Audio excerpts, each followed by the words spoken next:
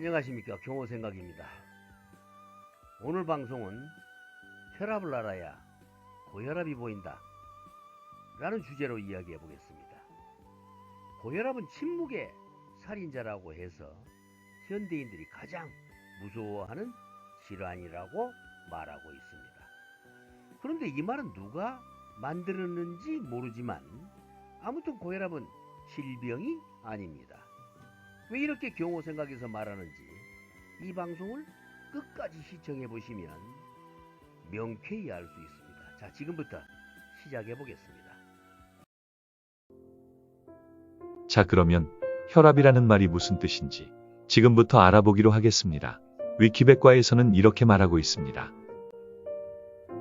혈압은 혈관을 따라 흐르는 혈액이 혈관의 벽에 주는 압력이다. 주요한 생명 징후이기도 하다. 심장박동에 따라 혈압은 최고혈압, 즉 수축기 혈압과 최저혈압, 즉 이완기 혈압을 넘나들며 변한다. 혈압은 심박 출량과 혈류의 저항에 기인하며 심장으로부터 멀어질수록 낮아진다. 혈압은 소동맥을 지나면서 가장 급격하게 떨어지며 모세혈관과 정맥을 지나면서 혈압은 더욱 떨어진다. 중력의 힘에도 불구하고 순환이 계속적으로 일어나는 것은 정맥의 판막과 근육의 수축 덕분이다. 일반적으로 혈압은 팔 윗부분에서 측정된 압력을 의미한다. 정확히 말하자면 혈압은 팔꿈치 안쪽의 상완동맥에서 측정된 값이다. 상완동맥은 심장에서 나온 혈액을 전달하는 팔 윗부분의 큰 혈관이다. 혈압의 단위는 mmHg이며 정상혈압은 수축기 혈압 120에서 130mmHg, 이완기 혈압 80에서 85mmHg 내외이다. 이보다 일정 수준 이상 높아지면 고혈압, 낮아지면 저혈압이라고 합니다.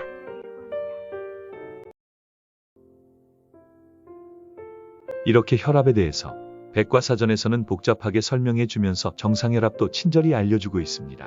이렇다 보니 보통 사람들은 의사의 말과 백과사전에 모두 정상혈압이 120이다라고 하면 그 이상은 당연히 고혈압이라고 단정하고 의사의 지시로 혈압 강화제를 먹기 시작합니다. 그런데 혈압은 측정할 때 신체의 조건에 따라 환경적 여건에 따라 높아지고 낮아집니다. 또한 나이에 따라 정상 혈압이 달라져야 한다고 합니다. 혈압은 나이와 신체 조건에 따라 쉬지 않고 혈압을 가장 좋은 상태로 유지하기 위해 오르락내리락 조절하고 있답니다. 그래서 아침에 혈압이 다르고 걸어다닐 때 다르고 달리기 할 때 달라진답니다.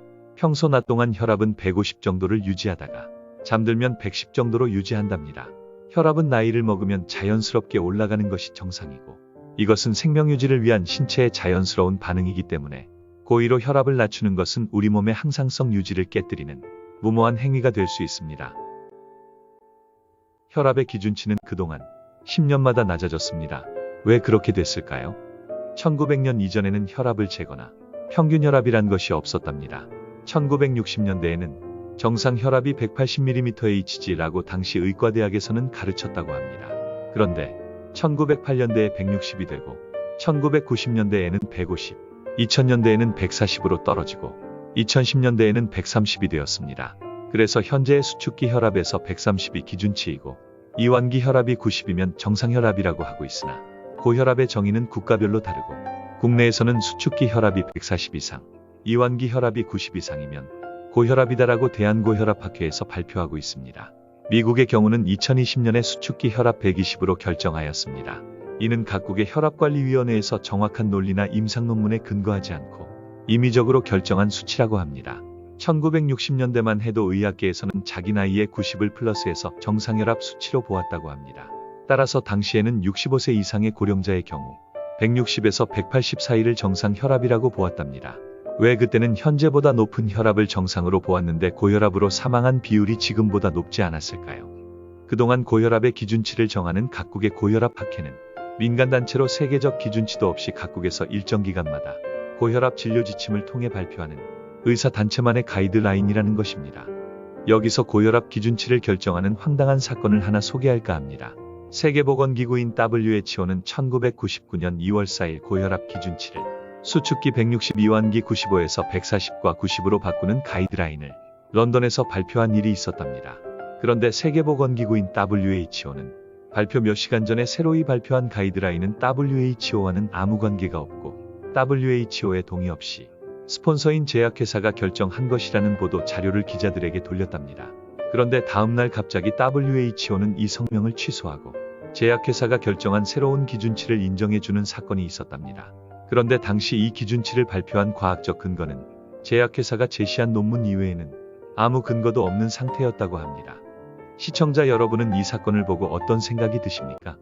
혈압의 기준치는 그동안 현재 18세 이상의 사람에게 적용되는 미국에서의 혈압 분류표를 보면 정상혈압 기준치를 120, 80으로 발표하였습니다. 그러나 영국에서는 140, 90 이상을 고혈압으로 발표하였습니다. 이렇게 나라마다 다른 고혈압 기준치를 놓고 고혈압이다, 아니다를 말한다는 것 자체가 아이러니가 아닐 수 없습니다. 이렇게 되면 나라를 옮겨 다닐 때마다 고혈압 환자가 되고 안 되고 한다는 것이 얼마나 우스꽝스러운 일입니까? 시청자 여러분은 이러한 의학계의 사태를 어떻게 생각하십니까? 사실 고혈압에 대한 과학적 해석은 고혈압이 뇌졸중을 유발하는 것이 아니고 혈관에 플라그가 침착되어 혈관이 좁아지면 고혈압 증세가 나타난다고 해야 맞습니다. 그런데 혈압약으로 혈압을 낮추면 혈관이 좁아진 환자는 혈압약 때문에 혈관이 좁아진 사실도 모르게 되어 어느 날 갑자기 뇌졸중이 발생하고 심한 경우 사망에 이르게 됩니다. 그래서 고혈압이 침묵의 살인자라고 의사들은 말합니다. 그러나 사실은 고혈압이 침묵의 살인자가 아니고 고혈압약이 침묵의 살인자라고 해야 맞습니다. 그래서 평소 혈압이 200 이상 지속적으로 높게 나오면 심장이나 혈관에 이상이 있는지를 검사해 보아야 하고, 만약 이상현상을 발견했다면 그것을 치료해주면 고혈압 증상이 사라지게 됩니다. 결국 고혈압이 뇌졸중을 일으키는 원인이 아니고 심장과 혈관 질환이 고혈압의 원인이라고 보아야 한다는 것입니다. 그러면 이제부터는 일시적으로 혈압이 180 또는 200까지 올랐다 하여도 이것은 심한 스트레스나 과도한 신체 운동 등 일시적 현상으로 크게 염려하지 않아도 됩니다.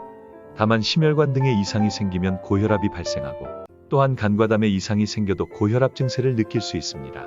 그 외 신장과 비장, 췌장 등의 문제가 생겨도 고혈압 증세가 나타납니다. 이렇듯 우리 몸의 모든 장기에 질병이 생기면 몸에 열이 나고 통증을 느끼면서 혈압이 상승합니다. 이때의 고혈압은 우리 몸에 이상 현상이 발생했다고 신호를 보내는 것이므로 즉각 검사를 해서 문제된 곳을 치료해주면 고혈압 증세는 사라지게 됩니다. 따라서 고혈압 증세가 갑자기 오래도록 지속되거나 주기적으로 장기간 지속되면 심혈관 증상만 검사할 것이 아니라 다른 장기의 이상 유무도 살펴보아야 합니다. 지금까지 살펴본 고혈압의 실체를 통해 볼 때 고혈압은 우리 몸의 이상현상을 알려주는 고마운 의사선생님이라고 생각해야 합니다. 이제부터는 고혈압을 무서워할 것이 아니라 고혈압약을 무서워해야 할 것입니다. 다음 방송은 고혈압약의 부작용입니다. 현재 우리나라 고혈압약 복용자 수는 정확한 통계가 나와 있지 않지만 대한고혈압학회가 발표한 자료에 따르면 성인 인구의 30%가량이 고혈압이라고 합니다. 이는 국민 3명 중 1명이 고혈압약을 복용하고 있다는 반증입니다. 그런데 이 고혈압 강화제에는 대부분의 약들에서 부작용이 발견되고 있습니다. 이러한 약의 부작용은 또 다른 질환을 일으키고 이를 치료하기 위해서 또 약을 처방받고, 그래서 고혈압 환자로 호칭되는 사람들은 당뇨약, 고지혈증약, 심혈관 질환의 각종 약을 한 움큼씩 매일 식후에 복용하느라 스트레스를 받고 살아갑니다. 그러면 이 방송을 시청하신 분들만이라도 이제부터는 고혈압약에서 해방될 수 있는 자연치유 방법을 공부해 보시기 바랍니다.